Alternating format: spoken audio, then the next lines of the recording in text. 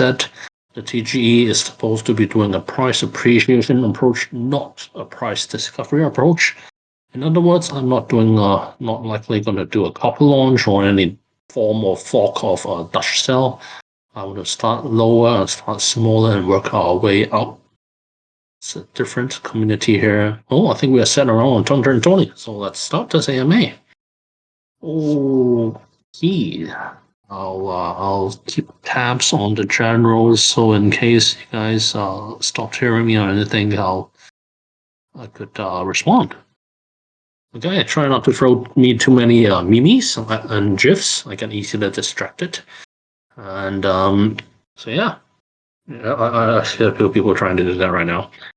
But anyway, welcome to the AMA. Thank you for your time on a Sunday. I know it's may not be very convenient for a lot of you, but I like to spend time with my family on Sunday. So yeah, and Apeiron is one of it. So for most of you, welcome, and for a lot of you, I know the reveal has been a huge wave of different emotions. For those who got what they want, congrats. For those who did not or were disappointed, don't despair. The tiers, the different exordium tags are still there in place to let us know that the level of support you guys have for Apeiron is there, and we will reward accordingly by airdrops, events, allocations, future exclusivity, and well, other benefits that will scale appropriately with the level of contribution made by everyone. So yes, don't fret too much. It's the nature of gacha. I'm horrible with gacha. But yeah, with the sheer number of cores I bought, I got some luck here and there. But a lot of them were quads or just prize, but it's okay. For all, it's about the amount of planets I can read. Okay, on to some updates on tokenomics and community round allocations. A huge update on the tokenomics section of the white paper will come next week. A quick roundabout for you guys to take a look at as well. For the pricing from GC to seed to private to community and to TGE is actually not that great in the old terms. So Original Power, the pre-seed, made out of most of the people that has been supporting this project since 6 years ago, 4 years ago, or 2 years ago, is at 0.05. The seed round that we're closing is at 0.08. The coming private round, with which a lot of the exchange labs and venture arms and some of the late joiners in, are 0.1. And a lot of small to mid-sized gaming guilds are there. Community round is at 0.12. The unlock, of course, corresponds to these rounds and prices. The ones later, such as the community round, gets the earliest unlocks and the shortest vestings, of course. So the community round, most of you guys will get a bunch, get 10% back upon TGE, and there'll be 2 months lock. After the 2 months, there will be a block by block vesting for 12 months. Block by block means you get tokens every 2.3 seconds. It will all be on paper in the tokenomics section of our white paper. Don't worry, you don't have to frantically copy that down. The update should come sometime next week. And how we're going to allocate it is by, of course, officially speaking, by Discord rules and wallet checks on our side. Because on official note, OpenSea does not advocate that allocation of tokens on the NFTs on OpenSea, so we won't say that. But yes, based on our Discord rules and our special events, we will decide allocation for our Primeval Planet holders. And for the Origin Apostle holders, there'll be allocation there. Those are the first and foremost I will take care of. And then there'll be the whitelist applications submitted similarly to last time, but more streamlined and easier to understand. And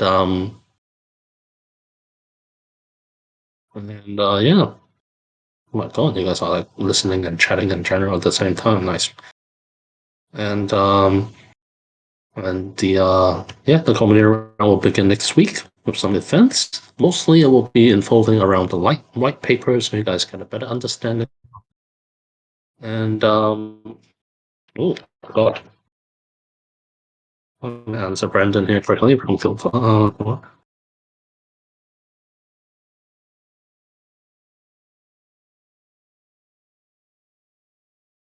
One second, my bad.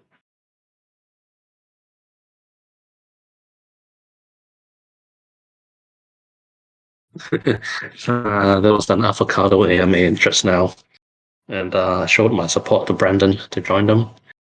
Whippen, please, don't distract me. Yeah, well, I tuned in to support. Brandon is a great leader, and I learned a lot every time I listen to him. And oh my god, I doxed him. The avocado leader. Anyway, yeah, I keep doxing people. My god. Yeah. So yes. Anyway, back to these. So yes, the tokenomics and the coming around. A big update next week. Just stay tuned. And the breeding mechanics. Okay, well, on to the breeding and everything. I noticed a lot of people trying to get the free planets, the same element, the same pass, everything right, and I'm very anxious into how exactly they're going to do that, finding frantically other users or me or other platforms to do exchanges. But yes, well, chill out. The breeding is still yet to come. It will come after the token launch, so you still have a month or so to find the right match on the marketplace or something. But before answering that, I really want to put a disclaimer out. What I'm going to answer and what I'm going to provide is based on our early breeding simulator. We ran it a lot, but it's a simulation of what we expect of our users' behavior. And honestly, why we sell our NFTs early is so that we can gauge what actual user behavior will be like. And we want it to be as organic and as healthy as possible. And it's always experimental. We'll always be adjusting our numbers based on user response. So honestly, it's not in our best interest to lay out the best strategies for everyone, although honestly, most gamers, of course, want to strategize and find the best ways out there. And but also, it's in game design's best interest to balance the future of the game. So yes, if users' behaviors or if the path deviates from the ideal balance in the future, we will also implement changes that will benefit the longevity of the game. So yes, for us, for me, the future health of the game balance and everything always take first place, and the immediate profits of our plant owners of the game of the company itself will never be sacrificed for the future of the game. So please take note of that. And okay, with this out of my chest, I can go on to talk about breeding. So yes, according to the Medium article, the ideal path, of course, is to have the same element, have the same class, three or more of them, ideally to start out. But you have to understand, and you must have noticed by now, this is a costly strategy and not a very ideal place to start right now. Why? There's only 486 planets out there. I think on the marketplace there's only around 3,700 or so. There's significantly not enough planets right now for you to do that. And for you to, if you really want to execute that plan, it would be costly. It would be very much a nightmare to find the right matches. So, is it more important, if you ask me, to get that right mix early on? Or is it more important to breed it out early on? It's definitely the latter. Get more planets, breed it out first, test it out first, and try. It's easier that way, or wait till there's more planets at hand before executing these strategies that you guys may have saved. Because having more planets and having more breeding farms and pools at your disposal is more important, especially in these early days, than finding that ideal mix to just specialize in and just don't use your brain on. Come on. I just talked to you on actually on this. And it's like crypto. basically how breeding goes, how Apeiron goes, and everything goes. It sounds difficult, and it sounds a nightmare to get into and to get that hands-on experience. If you just listen to it, if you don't actually get your hands dirty, if you actually don't try yourself, make a few mistakes yourself, and stumble along, and just follow an ideal strategy. Whatever people ask you to do, you do. Well, it may sound right, but if you really want to be a great crypto user, a Web3 citizen, and a good gamer, so to speak, you need to stumble. And hey, my first transaction in crypto was a new one. I sent ETH on a BNB chain to my MetaMask. I was like, where the heck is it? And I took my time to Google to find out, and I learned my lessons. And hey, now I never make mistakes fully. So yes, it's similar in game design and everything.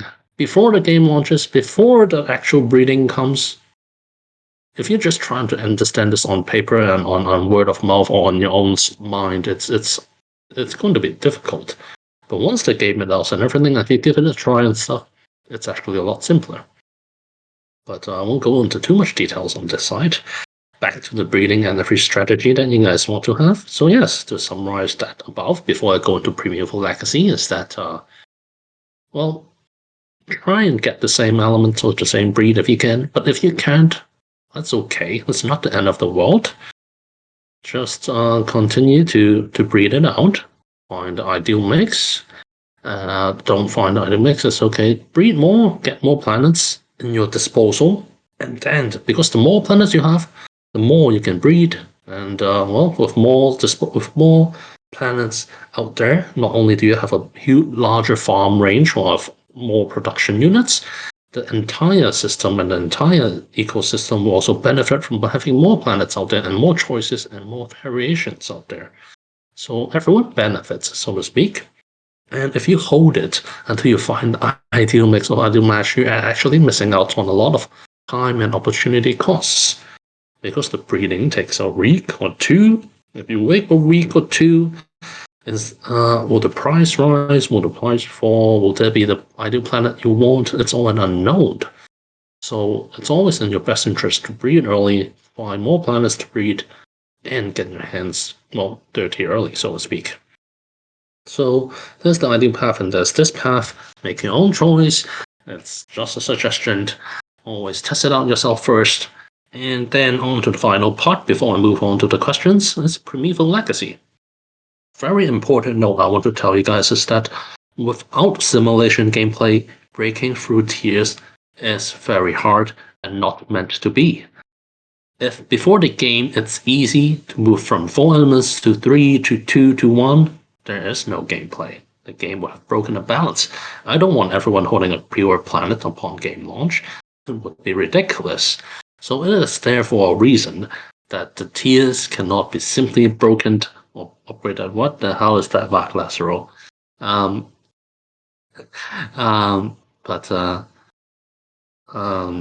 sorry, I see I'm easily distracted. I shouldn't be looking at the general chat.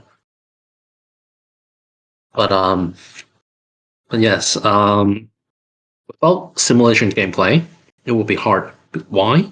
Because through simulation gameplay, when you play the god game and everything, using your elements and everything, you could actually use the elements and gameplay to tweak your elemental distribution. The stats tab you see in OpenSea right now, they could be altered via gameplay.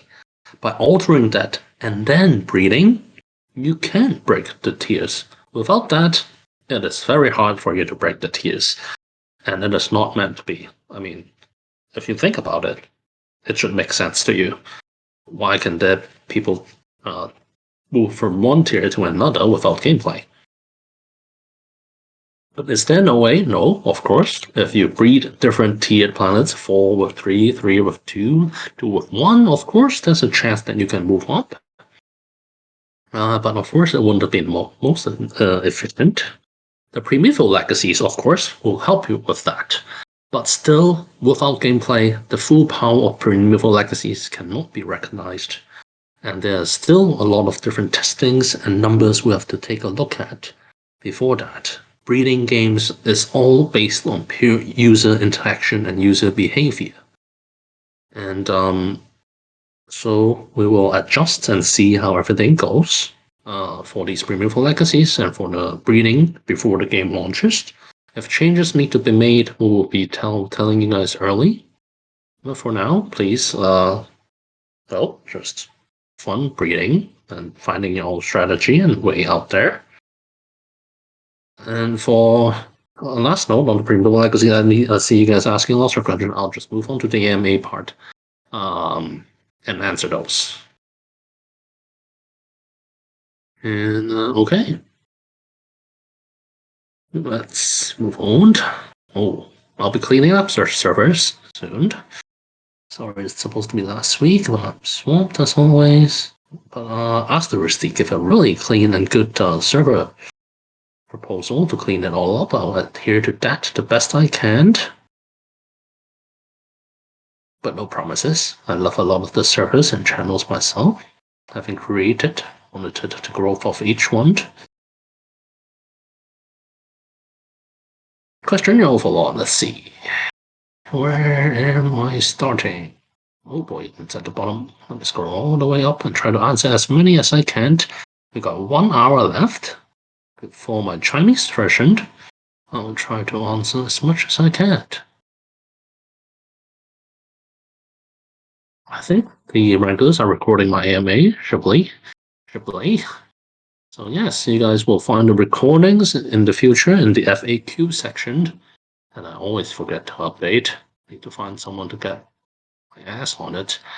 And so yes, all AMAs will be recorded over there to help you guys go to sleep with my voice. Yep. Asterisk, can an offspring inherit 2 different Primeval Legacies? Nope. If not, which one will and why? Well, the system sort of picks randomly. Well, it's not random. They take rolls on the possibilities of it. But yeah, pretty much it's on a random basis which one gets picked. Do Primeval Legacies override elemental distribution? No. The Primeval Legacy only picks the highest single elemental distribution and makes sure that it's of that distribution. What I mean is, currently, don't really like to dwell on models because these models are always subject to change based on user behavior. But to share a bit more right now, the breeding mechanism works on a pure average basis. If your air from one planet is 80 and the other planet is this air element is 40, then the offspring will get 60. It's a pure average sum, and the only way to affect this is Primeval Legacy. If the air is 55 Primeval Legacy, and that's the highest on one of the planets with the Primeval Legacy, the 80 and, well, let's say not 80, but let's put it at 60 and 20. So you have an Primeval Legacy with air 55, and the planet itself has 60 air, but you're breeding it with an air planet with 5. The average would probably be dropping down to what's 65 divided by the 32.5. But with the air primeval legacy, it will always be 55. And this additional elemental distribution will be eaten up at the cost of others. If you get my drift, what this means, you can knock out the other elements using this sort of breeding. And so, to honestly say what's happening with the Primeval Legacies now, is that Primeval Legacy right now does not help you really tee up the planet that's holding it, but it helps the others tee up. So, again, it's not meant to be, but through a lot of breeding, you can actually breed a quad. Have a tri-planet breed with a quad planet, or have a dual planet in your case, asterisk. A dual planet breeding with a tri-planet, and have the offspring coming out as a dual planet with these Primeval Legacies. But it still would take several tries or generations for it to fully come into effect and to have that. So yeah. But the point is, for the Primeval Legacy to be passed on to future generations, there's a chance these will be all passed on farm game launch to spread out and offer the other guys this chance. And if you guys are breeding farms, then you guys will be holding offsprings with that too. So yes, to reiterate, no, they don't override elemental discretion. They are a protection of the offspring's range, actually, for the highest one. So if you see 3, such as the 35, 35, 35 you see out there, they never add up to 100. Why? Because they only pick the one element to protect it. And why sometimes the primeval legacy protection traits does not align with the stats of the planet itself, or some of it don't. Some of it aligns. Is because we usually pick how the system generated in the beginning. Is that we pick one from the stats, and we pick one randomly, so that in the future it can offer the ability to bridge or to convert to another allocation. We'll go into more details of that. Well, I shouldn't go into more details of that. You guys should try that. But maybe via DM I will tell a bit more, but not really meant for you guys to be trying out that right now without simulation gameplay. It would just be a detour of information and strategies. Anyway, number 3 is Thursday. When breeding planets, how are the stats of the offspring allocated? That's on a pure average basis right now. In the future, with gameplay, there will be chances for you to tweak these offerings, tweak the parents and the grandparents, so to speak, stats and affect the offspring. Will there be RNG elements? Even if there will be very little, because any RNG element means there's a high chance for people to really breed up the elements, and we don't really want that too soon. Number 4, since I can play multiple planets, can I play them at the same time? Only one at a time. You can play multiple at the same time. You can actually reset. You can actually jump from planet to planet as much as you like. The cast and rain here and there, growing different farms here and there, watching the dudes. But of course, it's try to spend your time on other things. Asta, well, it will be very busy. And all the dudes will notice you jumping around, and they may be jealous. Phil, our police officer. Oh yeah, but some question very long. What happened if primeval legacy element of my planet is not the same as my after class? Would be affected to breeding? No, it would not. It would only protect the range. And several of these primeval legacies function and have that problem. It's not a problem, it's actually, well, rather intended. It wouldn't affect the other forest. It just protects the range of the 35. So every time you breed out with another forestee, the highest elements distribution, if it's not above 35, will be 35. What I mean is, if you have a fire and earth, if you have a primeval legacy for forestee of all 3, water, air, and earth, 35, then when you breed your planets, of the average, the highest elemental distribution of one of the planets is at 40. Well, the other ones are all around 30s or below. Then the highest one will obviously be guaranteed at around 35. But you won't see much difference in there, especially during these early days. As long as you're breeding the same ones, the primeval legacy don't really take too much effects. It's more on helping the quads moving up to the tri-elements. Then you will see the effects right now. But still, like I said, not enough planets, not enough sample size out there to really engage on this. Number 2, I want to know about time that need to spend for each bloodline planet to change in the higher bloodline, like what to try to do. Without gameplay, many years and almost impossible. With gameplay, around 20 generations or less, depending on which. From quad to tri will be pretty easy. Probably, like I said, 3 months, 3 to 4 months time. And from try to dual, that one will take longer, around 20 breeds, 20 or so breeds, I think. So 20 breeds will be around a year or less, depending on how much you have and the stats distribution of the ones you have. But on a very average basis, I'd say around 20 breeds, 20 generations from trying to duel. And Eric, can you share something about the token and star pre-sale next month? Also the airdrop for premium planet holders. Wait for the update next week on the tokenomics. The token pre-sale, the community round will be coming up again. The premium planets, the roles and everything will be taken into account. And the allocation. So most allocation will go to the premium and origin holders, while also decent size of it will go to the whitelist applications. But of course, the priority comes from NFT holders, OGs, and the whitelist applicants. And whitelist applicants will, the most of the marks that I really want to administer, besides the ones that are offered by community, are ones that are offered by via knowledge in our games. Well, basic knowledge, not in-depth ones. It's hard to get in-depth.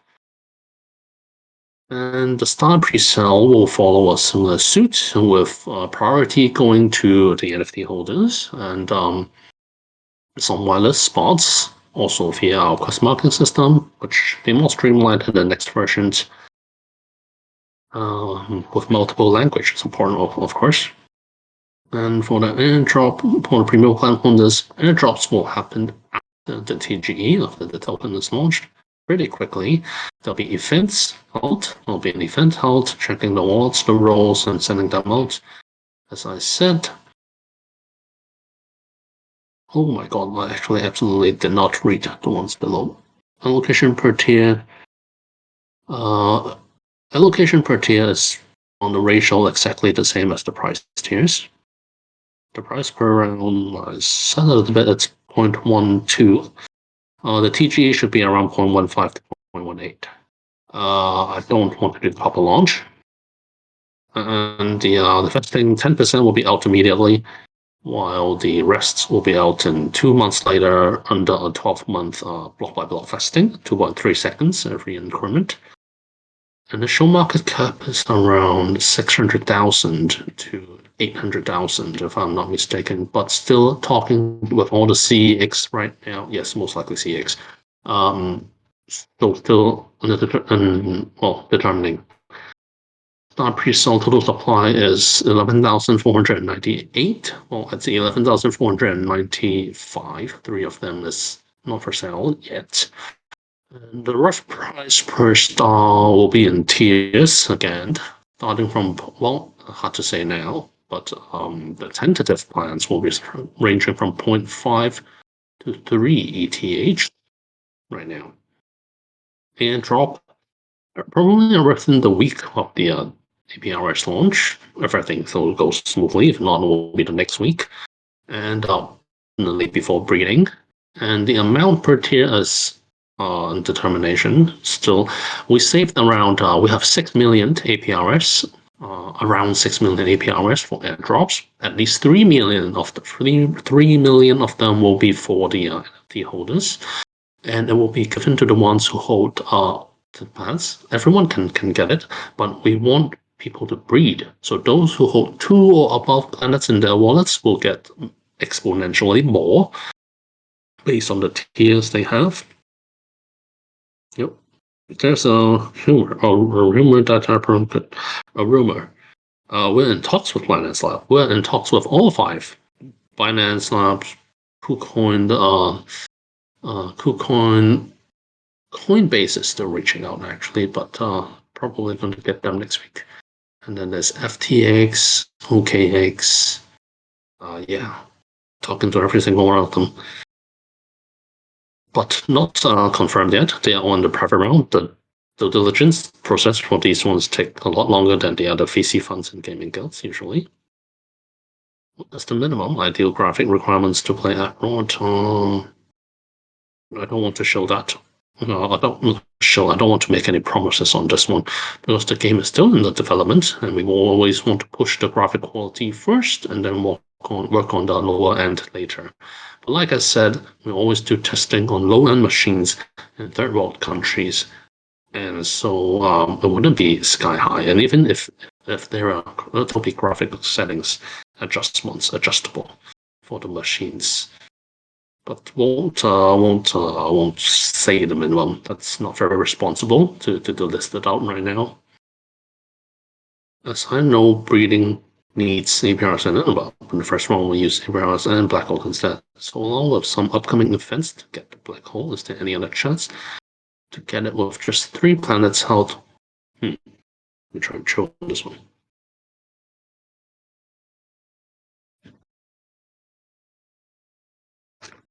So I do have to earn black holes to stake APRs.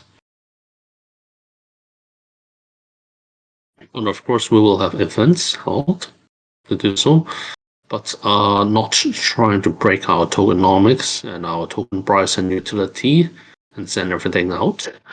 So yes, a portion will be there to help out players breed and stuff, and the other portions will need players to purchase them on the markets, of course. Oh, number 5 is thanks. Thanks, Eric. Ugh, AKK. If I have dual planet primalex with only one element, can it be used to breed with a pure to get a pure? Nope. One element is for the protection of one of the higher tier ranges, so it's really there to help try elements you breed with the offspring to become a dual. But still, have more chance to get pure more than the one. It doesn't function like that because the primeval legacy is more of protection range to guarantee the offspring have at least that number in the equation. So it wouldn't help you break the tier from dual to primal. It will definitely help you breed with a tri element a tier below to become a tier of yours. This is probably the best function for primeval legacy, and so others from below or for yourself. If you think about it, it's hard to get the right mix on the marketplace, right? Or via trading. So sometimes you have to take the risk to breed with another tiered element, probably one tier lower element with you, and it will most likely end up with a lower tier element. But with primeval legacy, you have a good chance to get the same element of yours. Well, via the next few generations, not the first one. Well, that would be game breaking. So yes, the primeval legacy at the same time will likely arrive. All primeval legacy will activate just one Dunocetria. And it's based on the elemental the holding planet's highest element. Hope that answers that. Boy, is there a chance for Quartz children to be a try for primeval legacy? For Quartz, that would have to be required for gameplay to happen. Once there's gameplay, once there's simulation, it wouldn't be that hard. Probably 3 months play with the right elements and relics out. And yeah, will there be some kind of relic or an item that you can feed your planet to gain it? Or to gain primeval legacy trait? No, but there will be relics that affect element distributions or breeding utility. That's something new I tell you guys. And that will help with breeding. And all 15 classes each have their unique help in both gameplay, battle, and simulation and breeding. Explore and have fun. Will there be some kind of relic or element that you can feed your planet to or to increase existing PL percentages? That is actually a very interesting proposal. Not that we have plans yet, but wow. I love your creativity, boy. That's your Overlord's favorite mark right now.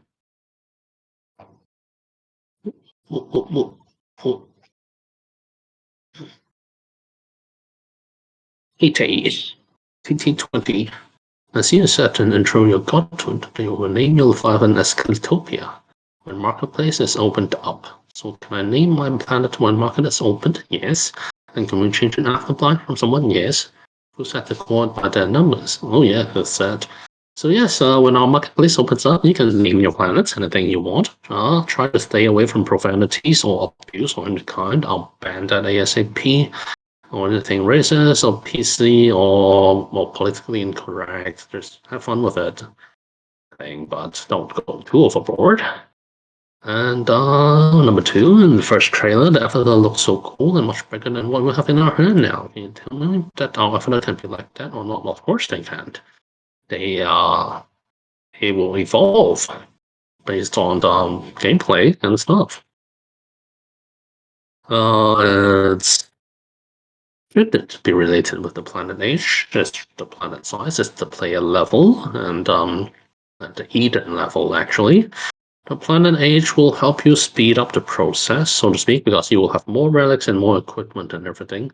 But ultimately, the evolution stages will come, and I think that will be the tier 3 the evolution, the mature planets. So right now you have babies, that's tier 1, the lowest tier. Well, I should stay away from tiers. So that's the baby stage, and then you'll have a teenager stage and then an adult stage. The one you saw in the teaser is an adult one. And then with the class introduction, don't worry, the babies have super skill moves as well. And after the class introduction, we'll see that Avatar have more weapons than one. Indeed. So will it be a random and Apeiron is in it? It will be random, yes. And did it have only 3 per class or more than that? Oh, there's more. That's why our team is working their ass off. This is our greatest bottleneck and our biggest pain point for our company is to create variations in 3D. And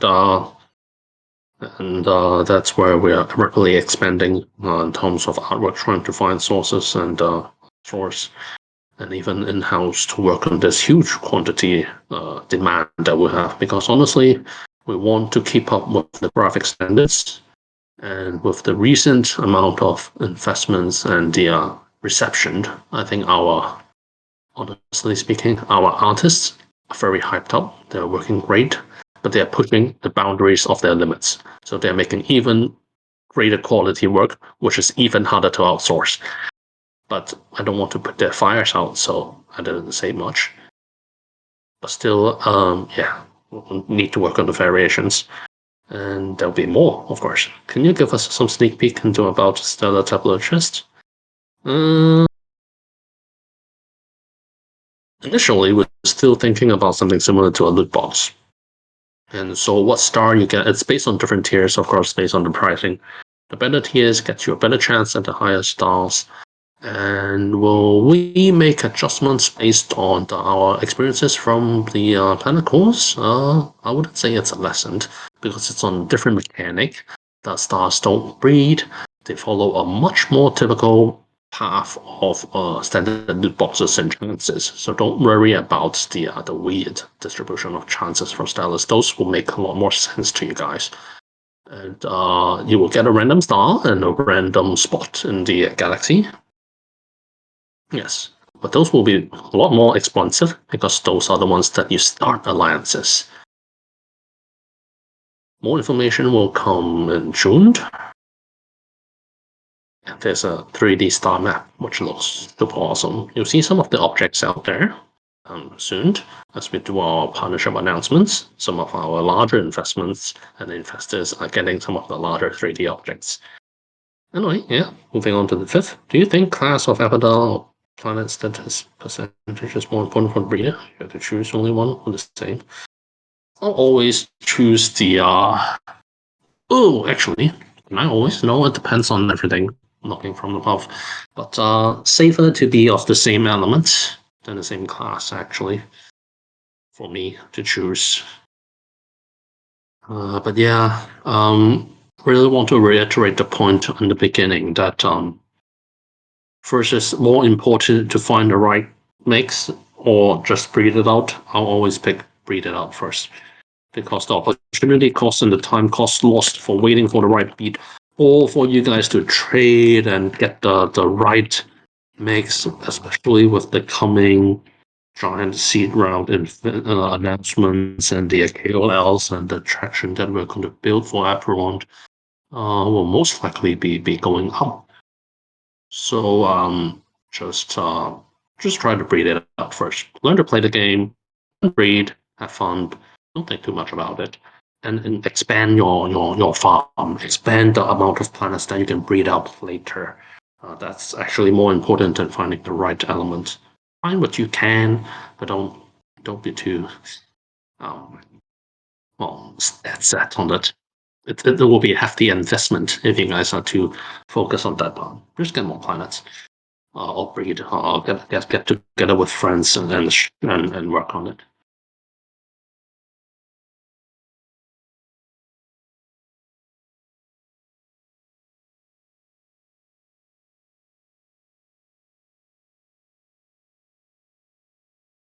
You know, oh yeah, there was a language barrier and misunderstanding, and it's mainly my bad. But but no, actually, they did not. It's just some naming problems. It will be more apparent as the planet ages and as the planet avatar evolution goes up. But artistically, it's always their choice, and sometimes they think in a more well, physical and Chinese way. But don't worry, well, the gameplay of the planets when they come out, the land style will be more aligned with these wordings. What gameplay does Dynasty look like? It's a 3D style that looks extremely cool, with 20 to 200 planets that can orbit around them. And just the gameplay, there's actually decoration units on the stars that the alliance leaders or the star NFT owners can equip on them to enhance the functions or to just make it look super awesome. And the gameplay really is the mythology gameplay. All alliance related content requires the alliance to play. But yeah, Star NFT is more like alliance management, guild management, clan leaders, guild leaders for them to manage their guilds and to organize their scholars or players, like to take on the challenges later and to earn regularity when it comes out around Q1 of this year. Next year. At the beginning, well, it's just there to help planets age mostly. Your planets or your alliance's planets, the key ones, of course, to orbit around it and to enhance the age significantly. So everyone who has the nicer planets, nicer decks, or the stronger players can have battle-ready planets upon game launch. Would the three tokens be in CX? Yes. Yes, we're going all everything on CX pretty early. But pro YouTube obviously had a lot of bots in comments saying anything that is positive but repetitive, which was easy to spot as a bot. Really? Hmm. I actually never really looked much at the comments after launch. I should go take a look at that. Was it implemented by a burn team via third party, or was it invaded by bots? Well, definitely both. In our first endeavors in January, trying to build the community, we saw there are many great games with like 200K, 100K followers, and then we were working with a lot of marketing agencies, super overpriced marketing agencies, to learn our way around town. And then on the other end, we also have airbot drop, well, not the airbot drop, we have airdrop events. The 12 apostles are all free using Gleam for user acquisition and for them to visit the YouTube, visit the channels, visit Twitter, and so yeah, we did around two of them over January and one of them in February. And oh my god, there are lots of users flooding in. A lot of them are bots. Around 1 to 2% of them are. I mean, I think 3% of them are genuine users, but the other 97% are either bots or alts or grinders or farmers, so to speak.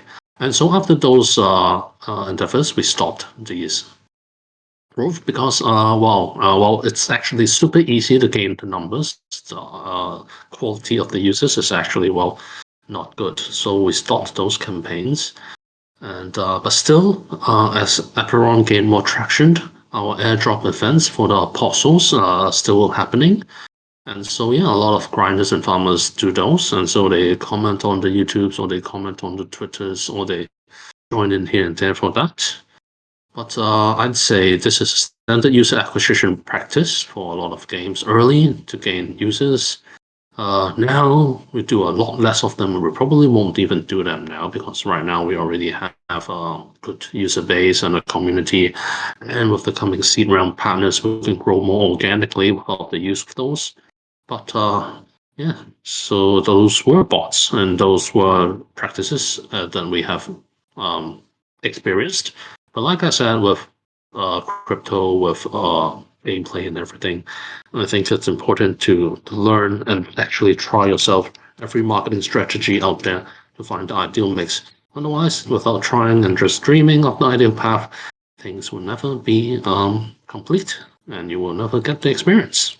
So yes, we'll be trying to clear out a lot of the bots now. If the comments and everything are horrible, let me and my team take a look at them, and I'll clear those body comments out if they and sucky. Fifth, the planet avatars on OpenSea doesn't have any unique variations, same look, same weapon, except its class and its elements. Will we see more of this unique variation like cosmetic and ways? If so, that would be great. To see true distinction, yes. It will come around the token launch time, late May, I guess.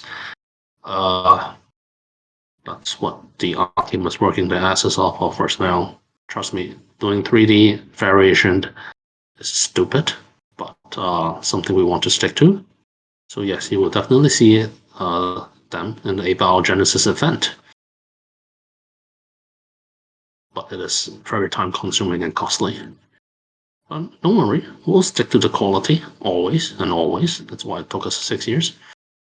On a scale, oh, I love this, of 1 to 10, how would you rate your team's handling backhand as well as front end? I'm a very critical guy. On the backhand, Big Jim and the lead and everyone else, I'd give them a 7. On the front end is good. With the field quality in hand, I'll give them an 8. Yeah, but honestly, scaling and point system is useless unless I can name other games with it. But I really don't feel comfortable being so judgy without getting drunk first. So yeah, the numbers will be pointless if I really compare with other games. Mm, why does this what Motoren work? BMW. Oh, oh my god! I never knew that's the full name of BMW. I always call it BMW. On Team's Game Experience show on presentation, is that company's electrical? Yes, that is. They had a game, they had a demo, and they outsourced it to Law Scribbler's development team back when he was doing game development. And yeah, good eye that you caught it. It was not, I think it was not a game. It was a demo for 3D and 3D and tech. I have to ask Law Scribbler at that point. But I found it so interesting. That's why I put it in the deck. And yeah, someone noticed. Oh, the Chinese one I'll answer in the next session. And not Avis. Why Avis again? I want only one pure planet. So to optimize. Oh wow, congrats, man. Found my breed. Can I evolve it first while waiting? Another pure planet limited breed? In a way, yeah. But you'll have to wait some time. Because either you have to buy it out at a hefty cost, or you'll have to really breed yourself. Both is not ideal. And with a pure planet, what do you do? Oh, it's a bummer. I'm thinking about the same option myself. Should I buy or should I wait? Or should I buy or should I wait? Honestly, even I haven't came up with the ideal answer to that. Um, but most likely, of course, being a collector myself and other to whale myself, I would try to buy out another one on the market or exchange it with the people I know. I pretty much almost know all the ones who have the pure breeds, so I could exchange with them comfortably later, or just pressure them into giving it to me somehow by deleting their account. I'm just kidding. Yeah. I'll have to wait. Most likely, I'd say, mm, stuff. Because I'd say buy another one on OpenSea. That's just kind of shilling my own project and a high conflict of interest. Or realistically, sell it and get one of the read on one of the tri or the dual elements and get 3 to 5 of them of the same element and class. That would be more profitable in the future, or at least principal recovery from an investment angle. But from a gamer's angle, I would never give up fucking Pure Man. Planets have the same exact parents. Wait, well, planets that have the exact same parents. So planets cannot breed together. Yes, so I can breed 2 planets together if they have the same parent, right? Wait, what? So I can only breed 2 planets together if they only have planets that have the exact same parent. Can breed together. Oh, I don't follow the front and the back. Is that a typo? Is it supposed to, I can only breed 2 planets together if they only have different parents? That would make sense. Yes. Needed the clarification there in the DM, Avis. Number 3, I keep 5 mythical and 1 divine. Oh my god. In the same wallet, so it's my elf pressure drop. 20 plus. Yes, you can use that ratio. That is absolutely correct. Versus if you only owned one mythic core in that wallet, it would only be 0.33. But wait for the official calculations are out. But that would be a very similar basis of which I will be calculating on. Will the airdrop token or plan holder be distributed 100% to the TGE?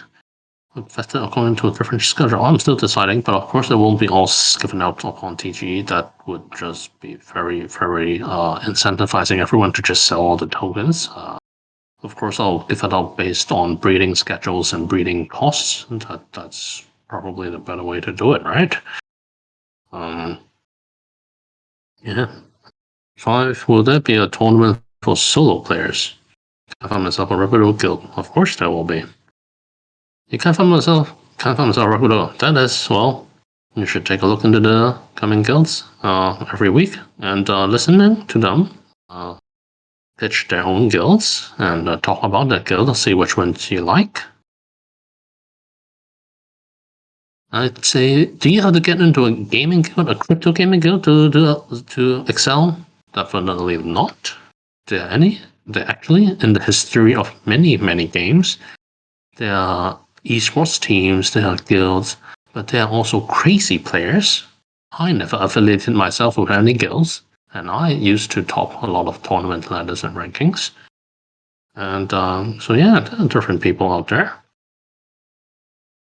Don't be frightened by all these giant game guilds. There'll always be different game modes in Apeiron. There'll be ones that favor a lot of people or resources, but there'll also be ones that favor pure skill or solo play. Don't worry. Finally, if I'm not lucky enough to get the Black Hole Entity in the event for first breed, can it get it an official sell instead of competing on OpenSea? Or you can just stick your APRs and get some.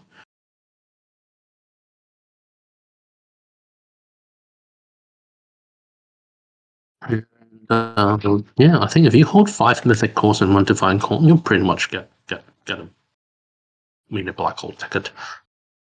Mr. Bean. Oh, Mr. Bean.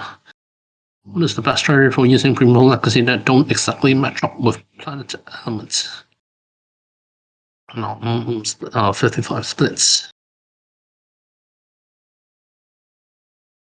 Absolutely correct. Breeding tries into duels is the best.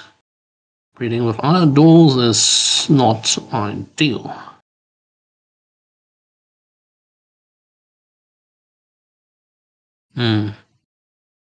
It's best to breed a try with this duel and turning it into another delta. or converting it into one that has a water dual planet, but that would require actually a lot of relics and play in the end.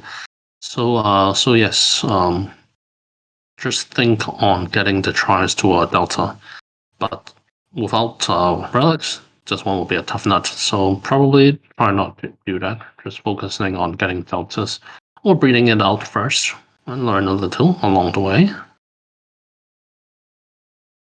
5 months of breeding will indicate planet supply expansion of at least 6 to 7-ish, if my math is correct. What effect the floor price will see today? Do you see demand outpacing this inflation? We'll always adjust it. We have our ideal pricing in mind upon launch and our ideal amount of supply. But we have to really see what the traction and everything is like. It's hard for me to show that right now. I've said that multiple times in the past. Or the ideal pricing I want to place them and the number. But honestly, we're trying to be more responsible now and focus on the actual numbers instead of the ones we ran by our planet simulators and the breeding simulators. Because I think it's crypto and it's user behavior. And I'm breaking my game by giving all these strategy guides and explanations without you guys trying. So honestly, I think my law master will be about to destroy me if it runs extremely different from his calculations because I've been giving strategy guides everywhere. So yeah. But yeah, breeding obviously have the basic mechanism to deflate certain prices. But when the game comes, there's also the planet aging, the consumption and consuming of the planets, which decreases supply significantly every major event, and there will be many major events actually. And if push comes to shove, we can set a ceiling that's flexible. But yes, by the time you have that, you also have at least 6 to 7 times, if not 10 times, planets in your Assault node. And yeah, the cooldowns now is more tight, so to speak, and more long, and it's longer, so to speak, and very limiting because we want to get the numbers down, we want to get the numbers right, the behavior right before we loosen up the cooldowns and everything. So don't use the cooldowns now to do all the math. Everything is flexible here and variable in Apeiron. We are not trying to fix everything so that you guys can calculate everything and work on it or something. It's a variable model that we want to be adjustable and flexible based on the market needs and the market supply and demand. Number 3, would it be better to have 2 farms or 3 or 1 big farm of 6? 1 big farm of 6. Example, 3 wasteland, 3 forest versus 6 forest. That would be very aggressive of you to think of 6 forest, but I would pick 6 forest any other type of day. But honestly, just get your hands on what you can. 6 is actually a very, very bustling production plan already, and you don't have to have all same elements in there to be really efficient. And I think beyond 5 is ultimately well, I'd say up a gaming guild level already. 3 is more for an individual, but 5 and above would be like a freaking plant.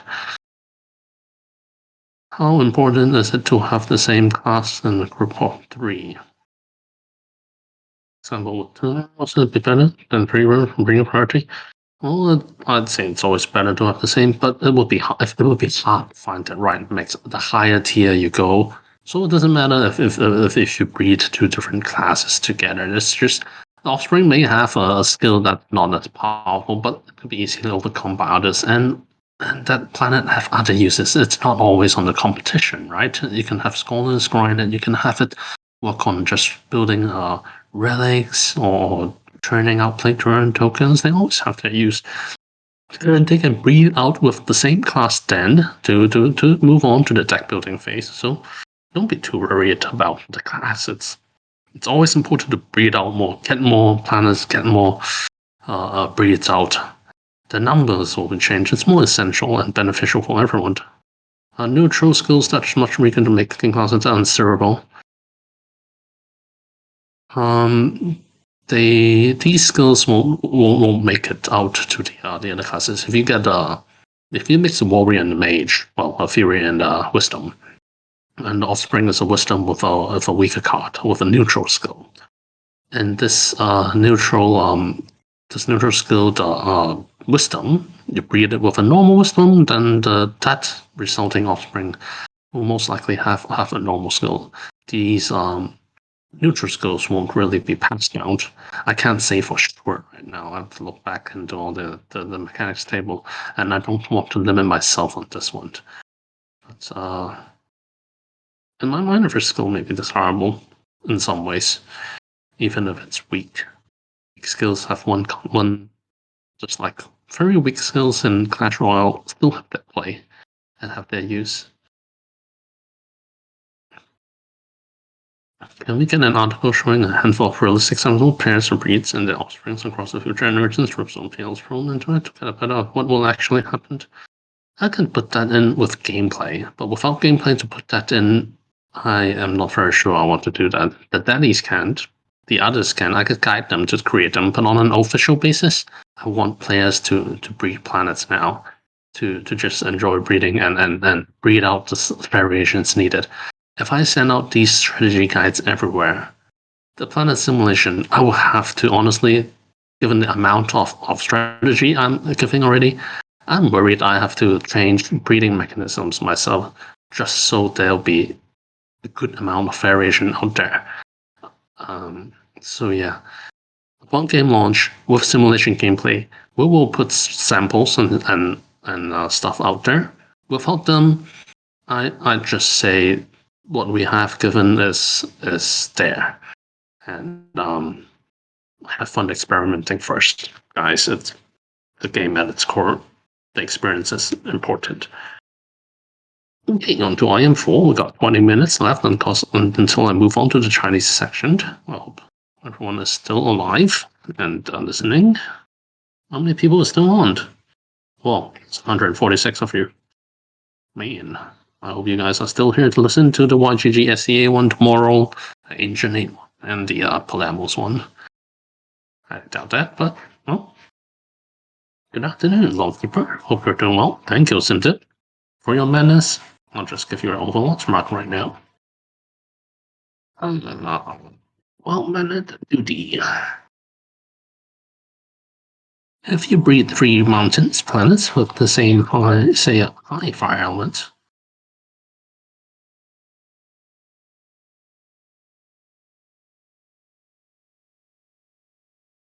I'll have to chill on this one, Simdim. 1 second.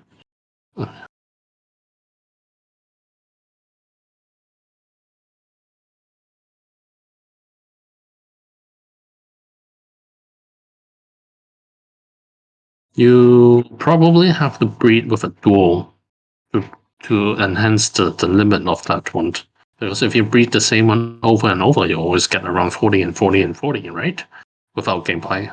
With gameplay, you'll be able to tweak that 40 up a bit each time in each generation to reach it. But before that, you'll have to probably use a dual. 2. In the tweet propagating universe part 2, it was mentioned each plant can only be used to produce 3 additional plants. After that, plant can be used in celestial conjunction. After a plant has been used to produce 3 additional, does this render plant obsolete from bringing all together? Nope. There are future items and relics that can enhance the count, actually.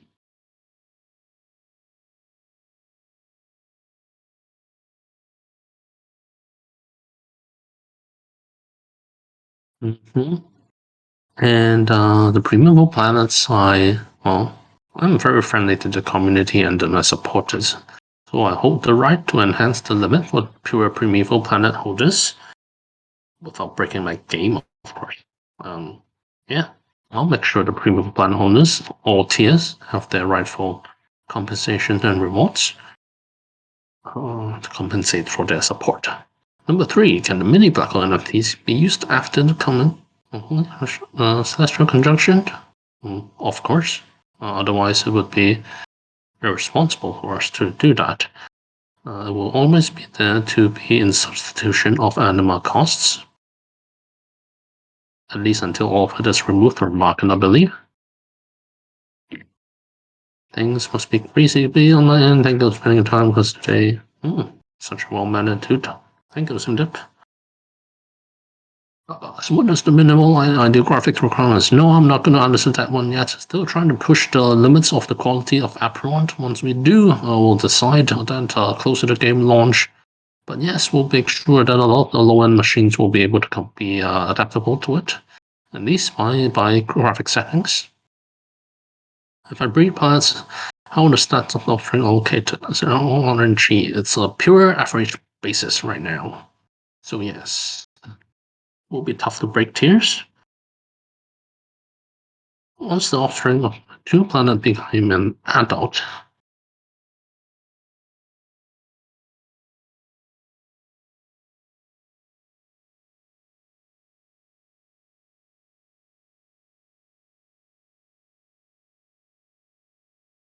unfortunately, will the buzz most offspring? Can I use it for instantly, or will there be a cooldown for that as well? I believe there's a for the new one that's given birth option. I'll have to check actually. I never really known this one, but they should be able to be bred the moment they're born. The sort of the hatching period is also 7 days though. So once it's hatched, then it could be used to breed. And offering an adult.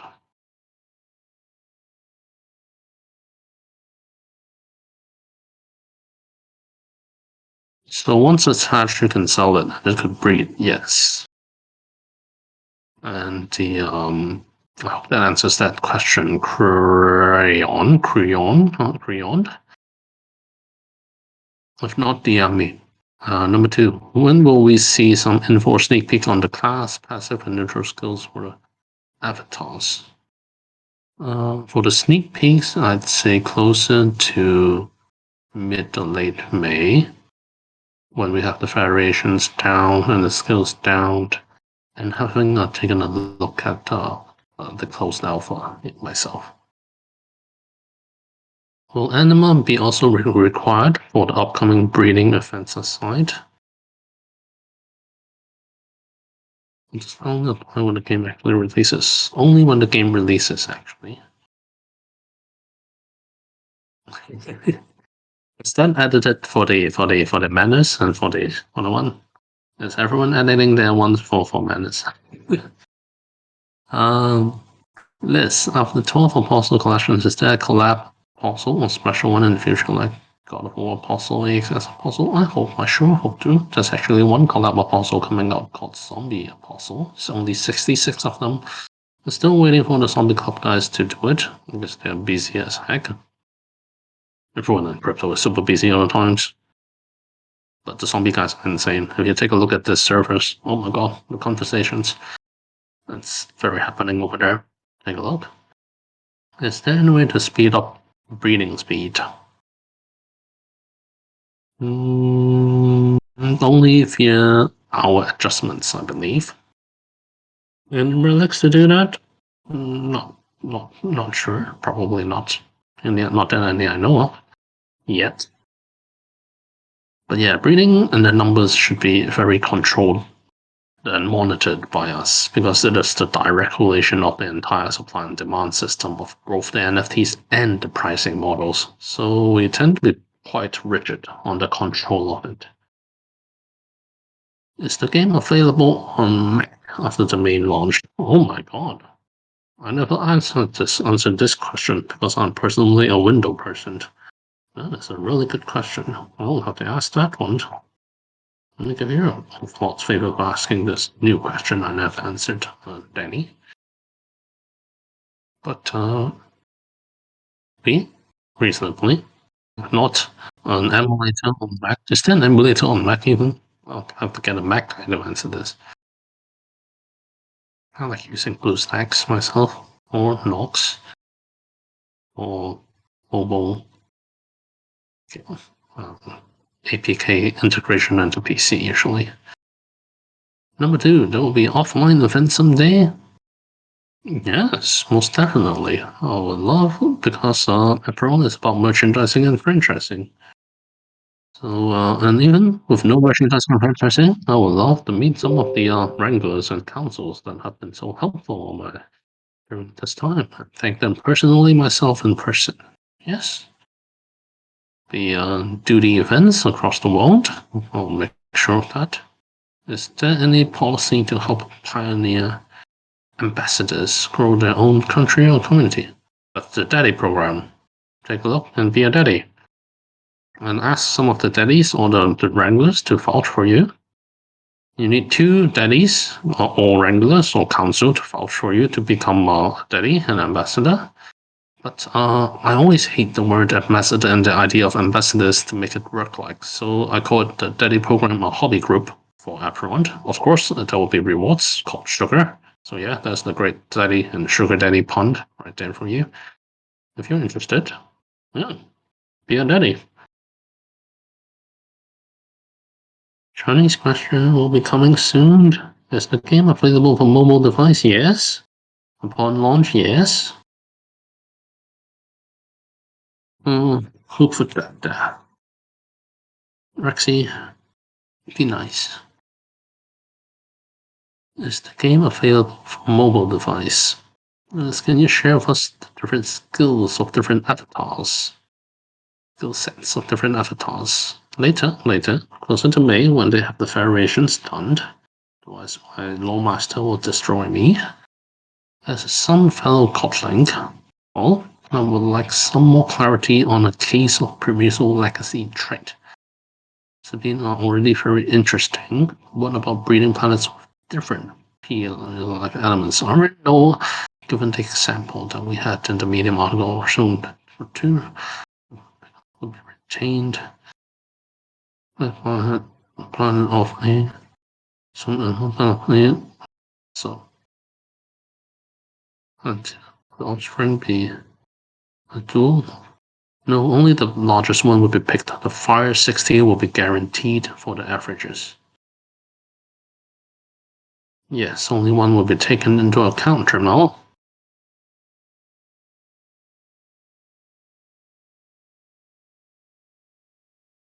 Reaper, when will you show a fragment of the gameplay with the planets? Very interesting. Maybe today, sir. No, the fragment of the gameplay with the planets. I think, according to the current outline progression, which they're fully fully onto the variations right now that I know.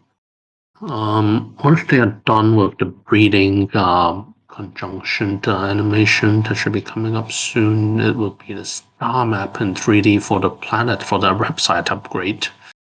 Need to do these through to first, definitely. And then I'll be testing the closed alpha and without the proper UI UX, of course. And the gameplay planets should come sparsely over time. But the full one, maybe before beta, during battle beta. I promise you that I will check back my roadmap. The art team is the craziest production pipeline. Every time I touch that or fiddle with that, I'll be getting a handful from Lawmaster. So no promises there. But thank you for the interest. I will try my best to sneak some alphas for my OGs, but again, no promises there. How many percent chances breeding 3 element with 4 element to get 3 element?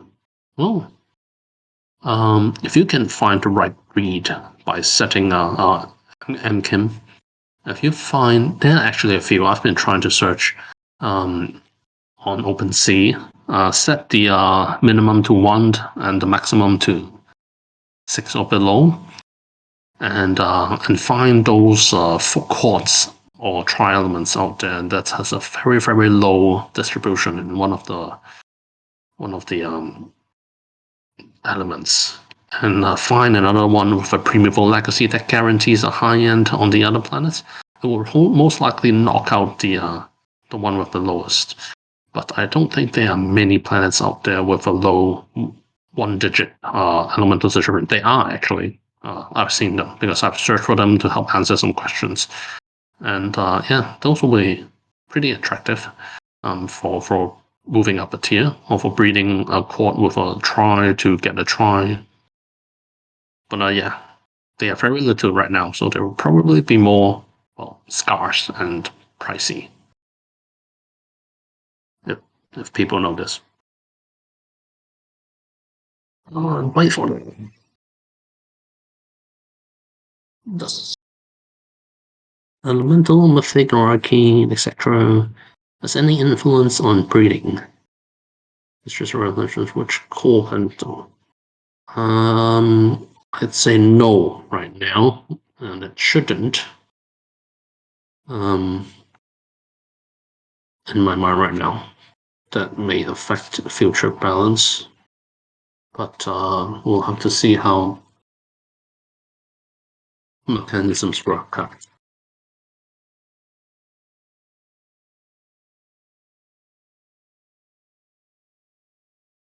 But as one of our oldest supporters, you guys know, even before a lot of you guys came, the server had only around, I don't know, 14 people in December or January, early, probably December. Everlasting laugh. What should I do to be eligible to receive token airdrop for planet holder? If I need her assets on multiple planets, put them all in one wallet. Is what I advise in the future. Putting all of them in one wallet and verifying and getting the highest rarity roll, and then we'll do a checking later. But then again, this is sensitive, so I wouldn't say this is because OpenSea policy is that you can't give allocation or you can't do airdrops, period, or fixed airdrops. So we wouldn't say our planet's holders can get allocation, or we wouldn't say that the planet holders, the NFT owners, can get permanent airdrops or token generation on official paper basis. So yes, Discord roles is what gets you the allocation and all that, and the airdrops. But yeah, to get more airdrops, just get 2 or more planets on one single wallet. And we'll have some sneak peek about our skills of the avatars. It will come. It will come next month. Don't worry. Can you tell me the minimum configuration to play on PC and oh, so many of these questions. Answer that. Is there a set date or month for the beta launch? The closed beta is July for the battle testing on the esports side of things. Hey there, Frank. Hi, Shawnee.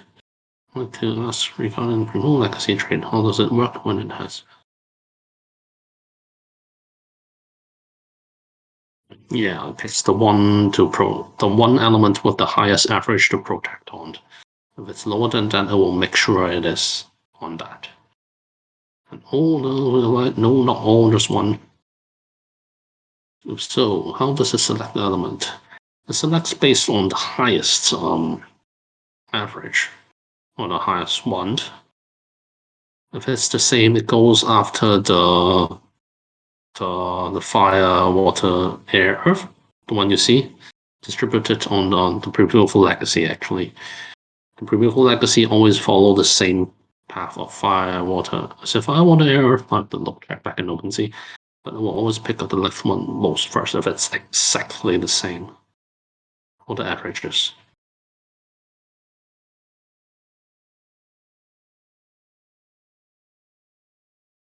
The purpose is for you guys to it's not for you guys to explore really, it's for the gameplay. When there's simulation gameplay, you can tweak these elements and you'll see that the way most of the relics works is that it will affect how it affects the elements, and then you'll see why this is implemented like that.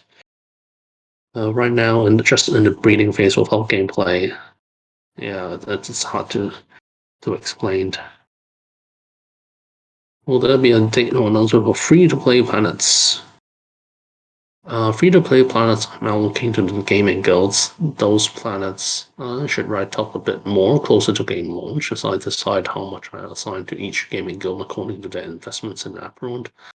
But the free-to-play planets exactly function similar to the quad planets, uh, except for maybe a longer cooldown on resets and limits on and an ability to breed or trade or anything. But they are great tutorial and user initiation planets out there for the gaming guilds to help out scholars. A lot of the gaming guilds are evolving to be quite interesting. Take a look at the AMAs there will be, and take a look at the leadership. I chose a lot of them myself. They are either very professional, very fun, or just great leaders. Yeah, take a look. Much less roles. A huge bunch of questions. I guess I'll answer this and move on to the Chinese section.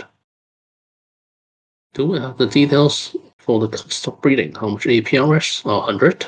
And mini black hole NFTs 1. Need for each time you breed. Yeah, answer the first one. In the blog, it only says finally planets that have the same exact parents siblings can be bred. The spiritual profile is similar to make a world. Can you breed the offspring to one of the parents? No. Also, can you crossbreed one of the parents to another planet? The chosen to refer to this as they only half brothers. I need some time to chew on that 1 second. No on the first question.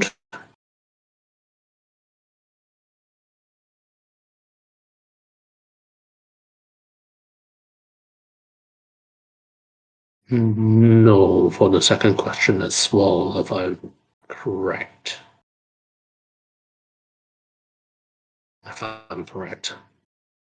DM me, Mark Lazaro, regarding this so I can ask properly. But probably, off the top of my head, it's a no for both of them. Do we have details how much one of these will be rewarded for staking? It will have it soon. To like see if I can get on the CEX and all that. How can we get back hole aside from the staking rewards?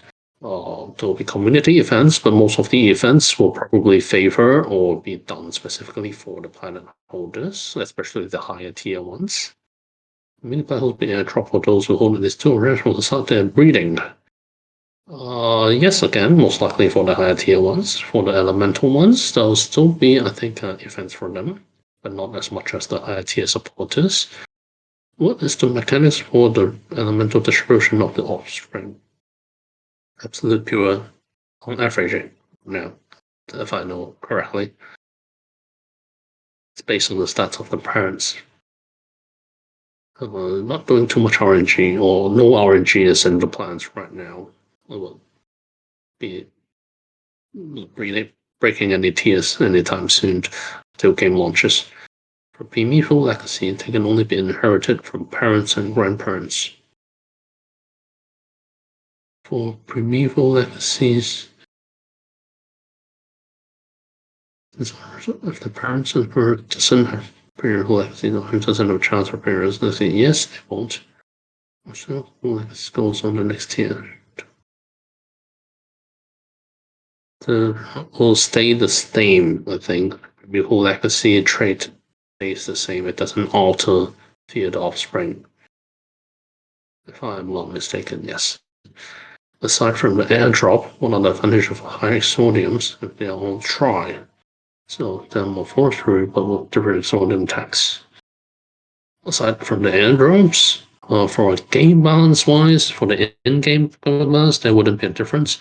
Would there be advantages for breeding later that I open up? Maybe, depending on the balance and everything. But based on the airdrops, based on the allocations, based on future events and NFT events, let's say I'd make sure the compensation for them will be fair and square. To make sure that the amount they paid for their support is properly compensated, not via the elements to tier. Are you still taking rest? If you're running around all the time, that's entrepreneurship. But thank you for asking that. You added that late. Oh my god, you have a lot of roles. Let me add one more to that. because this is the last question under the English version. Okay, now moving on to the Chinese section. Yeah, well, there's so many English questions that I did not get to answer, but I'm sorry about that. There'll be other AMAs coming up. I'm sure some of them may be answered. If not, um, DM me your questions and I'll answer them each individually. Thank you for your time, guys. Have a good Sunday. Get some rest, you guys, and take it easy. It's the breeding is not that much soon, and don't if you can't get the right element mix or the right element class, don't worry. Breed out the planets, have fun, enjoy, and or find a larger group of players or guilds or friends online to do it together with. Breeding is fun. I mean, breeding planets, of course, but yeah, breeding is fun in general as well. Okay, well, have a good night, guys. I'll be moving on to the Chinese section of the MA. And, yeah, you'll be hearing me speak Mandarin from now. 好了，我们的中文的 AMA 现在可以开始了。我要换回我的非常普通的普通话来，哎呀，照顾大家。现在已经是11点半了，对不起，这么晚才公告这个时间的准备。下次我这个中文的 AMA 应该会早一点分开做大家不用等那么晚才能听得到我这个 AMA。可能在第二天吧，或第一天也可以。好，这个 AMA 呢，我先说一说，看一看 general，嗯，好的，我先说一说，我大问题之前我会先说一下